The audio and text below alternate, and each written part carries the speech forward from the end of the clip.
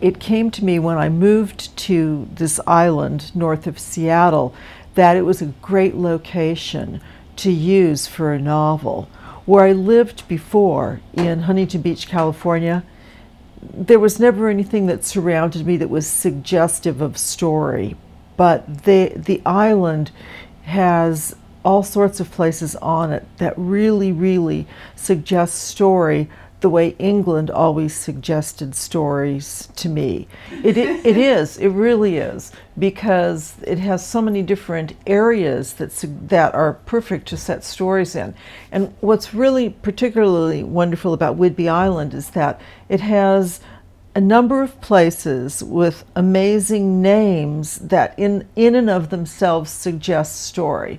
For example, in my next book takes place in an area called Possession Point, but we have another area called Mutiny Bay, and another called Useless Bay, and Smuggler's Cove, and a wonderful place called Fisherman's Alibi.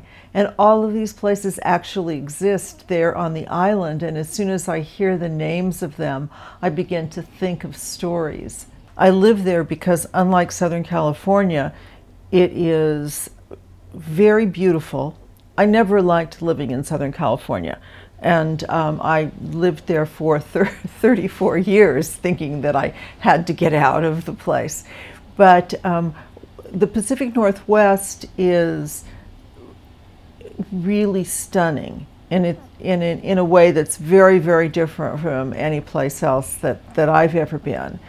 Because first of all, it has big weather, and I've always loved big, serious weather.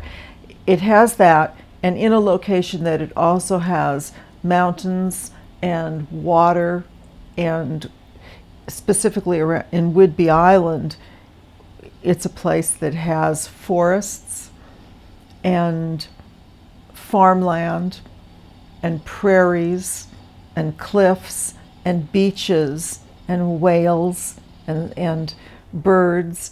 It's really magnificent. On our property where my husband and I live, we have enormous trees where bald eagles, the great big white-headed eagles, make nests and have their young and then fly off, and it's just an amazing place, and that's really the reason that I live there.